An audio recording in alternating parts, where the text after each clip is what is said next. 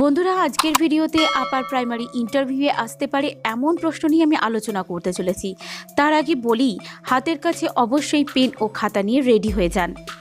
আশা করি ভিডিওটি আপনাদের ভালো লাগবে। তবে একটাই রিকোয়েস্ট রইল বন্ধুরা, ভিডিওটি সম্পূর্ণ প্রথম থেকে শেষ পর্যন্ত দেখবেন মন দিয়ে। অবশ্যই ভিডিওটিকে কেটে কেটে দেখবেন না। তো বন্ধুরা, চলুন আর কোনো কথা না বাড়িয়ে শুরু করা যাক আজকের ভিডিওটি।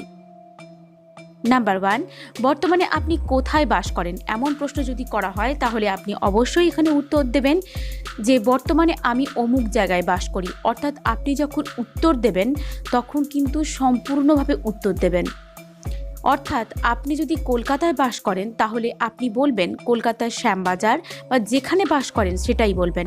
শুধুমাত্র শ্যামবাজার বা কলকাতার অমুক এরকম বলবেন না, সম্পূর্ণ বাক্যে উত্তর দেবেন। কারণ আপনি যদি সম্পূর্ণ বাক্যে উত্তর দেন তবেই কিন্তু আপনি একজন শিক্ষক হওয়ার মতো ঠিকঠাক উপযুক্ত উত্তর দিতে পারেন এরকম ব্যক্তি হবেন। এখানে বলে রাখি, যেখানে আপনি বাস করেন সেই জায়গার ইতিহাস ভালোভাবে জেনে যাবেন। কারণটা বলে রাখি, আমার একজন বন্ধু, তার বাড়ি কলকাতার বারুইপুরে। তাকে বারুইপুর এই যে বর্তমানে শহর হিসেবে পরিচিতি পেয়েছে, সেটা কত সালে সেটা জানতে চাওয়া হয়েছিল।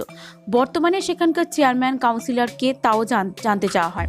সুতরাং আপনি হয়তো ভাববেন যে সে কি সব কিছু জানবে? অবশ্যই জানতেই পারে, হয়তো তাদের কোনো রকমভাবে উত্তর জানা আছে সেই জন্য প্রশ্ন করছে। সুতরাং আপনাকে মানসিকভাবে প্রস্তুতি নিয়েই আপনাকে উত্তরগুলি দিতে হবে।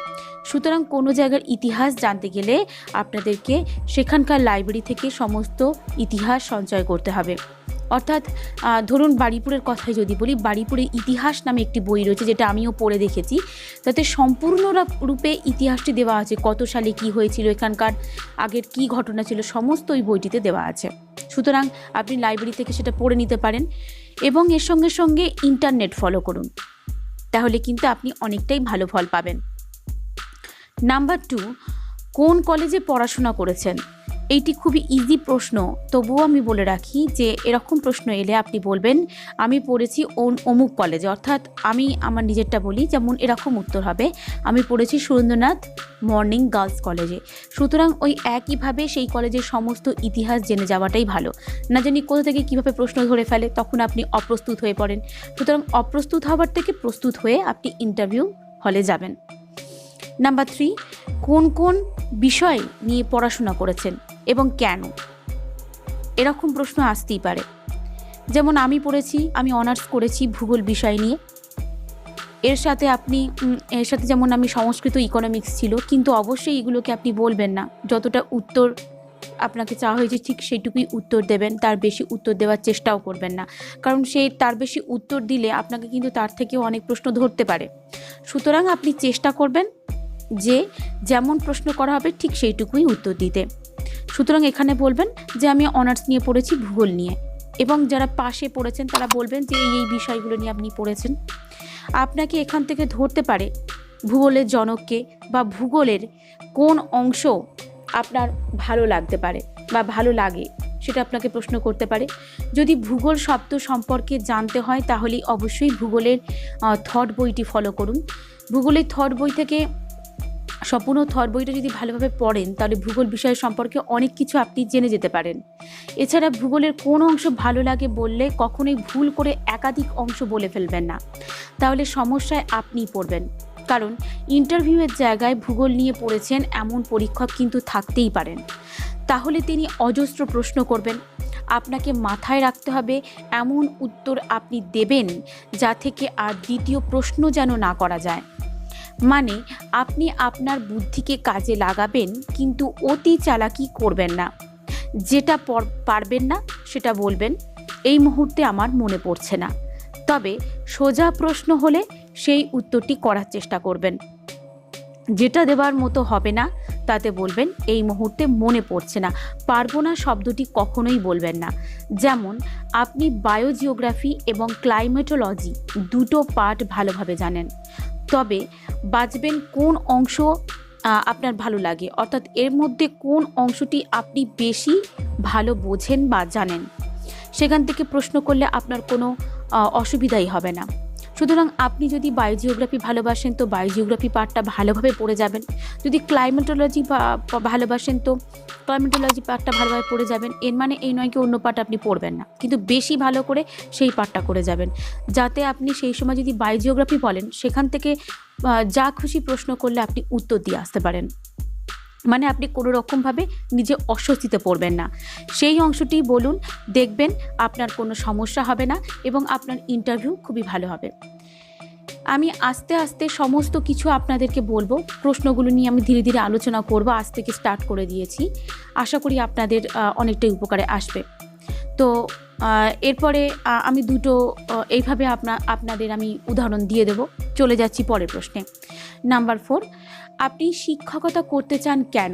এমন প্রশ্ন কিন্তু হামেশাই ধরে, এটা ধরেই বলতে গেলে। তাহলে এখানে কি বলবেন? এখানে অনেকে নানান ধরনের অযথা ভুলভাল হাস্যকর কথা বলে থাকেন। একটা ছোট উত্তর দিলেই হয়, সেটা হলো আমার শিক্ষকতার পেশা খুবই পছন্দের। তখন প্রশ্ন আসবে কেন পছন্দের? উত্তর হবে, আমি ছোট থেকে কলেজ পর্যন্ত দেখে এসেছি আমার মাননীয় শিক্ষক শিক্ষিকাগণ যাদের পড়ানোর ধরন আমার খুবই পছন্দের ছিল। আমি তাদের দ্বারাই শিক্ষকতাকে আপন করে নিতে চেয়েছি বা শিক্ষকতাকে বেছে নিতে চেয়েছি। খবরদার এখানে আপনার বাবা মা বা কোনো রিলেটিভ টিচার বা শিক্ষক এটা বলার চেষ্টাই করবেন না, এইগুলো অ্যাভয়েড করে চলুন। এছাড়া বলতে পারেন, শিক্ষকতা হলো এমন একটি বিষয় যার মধ্যে আমার ছাত্রছাত্রীদের মানসিক ও চারিত্রিক পরিবর্তন আনতে পারি। আমি ছোট থেকে দেখেছি একজন শিক্ষক মানেই সে গুরুর আসনে বসেন, অর্থাৎ তার হাতেই থাকে সমাজ গড়ার আসল অস্ত্র। সুতরাং এই লক্ষ্যকে ভালোভাবে কাজে লাগানোর জন্যেই আমি শিক্ষকতাকে প্রধান পেশা হিসাবে বেছে নিতে চাই। এর উপর ভিত্তি করে আপনাকে আমি 4টি প্রশ্ন দেব। বলুন তো এই প্রশ্নের উত্তরগুলো আপনারা কীরকমভাবে দেন আমি দেখি। নাম্বার 1, ধরুন কোনো ছাত্র স্কুলে মারপিট বা গালাগালি করছে, আপনি ঠিক সেই সময় কি করবেন? নাম্বার 2, একজন ছাত্রের শিক্ষাভিত কিভাবে তৈরি করবেন? নাম্বার 3, এই সবগুলোর শিক্ষকতায় কি কোনো প্রশিক্ষণ দরকার আছে বলে আপনি মনে করেন? অর্থাৎ শিক্ষকতা পেশার জন্য প্রশিক্ষণের কি আদৌ কোনো দরকার আছে বলে আপনি মনে করেন? নাম্বার 4, আপনি বলছিলেন একটু আগেই একজন শিক্ষক হয় সমাজ পরিবর্তনের কারিগর, তাহলে বর্তমানে চালু পঠন পাঠনের নীতির পরিবর্তন করার প্রয়োজন আছে কি? আপনি কি বলবেন এটা নিয়ে? এরকম কিন্তু আপনাকে ইন্টারভিউয়ে ধরতেই পারে। সুতরাং এই প্রশ্নগুলি আপনারা এই প্রশ্নের যে উত্তরগুলো হয় আপনারা কমেন্ট বক্সে জানান। আমি সবার কমেন্টগুলি নিয়ে আলোচনা করার চেষ্টা করব। এইভাবেই আমরা আস্তে আস্তে আপার প্রাইমারির ইন্টারভিউয়ে আসতে পারে এমন প্রশ্ন নিয়ে আলোচনা করব। অনেক কষ্ট করে বন্ধুরা এই ভিডিওগুলো আমি বানানোর চেষ্টা করি বা বানাই। সুতরাং আপনাদের কাছে আমার একটাই রিকোয়েস্ট, আজকের এই ভিডিওটিতে যদি ভালো লেগে থাকে অবশ্যই ভিডিওটিতে লাইক দিন এবং কেমন লাগলো ভিডিওটা সেটি এই ভিডিওটির ঠিক নিচের কমেন্ট বক্সে কমেন্ট করে জানান। তাহলে যদি আপনারা কোনো রেসপন্স নাই করেন তাহলে কিন্তু কোনো ভিডিও করতে অতটা ভালো লাগে না, কিন্তু কমেন্ট করলে বা লাইক দিলে আমাদেরও একটু ভিডিও করতে ভালো লাগে। তো বন্ধুরা আজকের ভিডিওটি আমি এখানেই শেষ করলাম। ভালো থাকবেন বন্ধুরা, সুস্থ থাকবেন, ধন্যবাদ।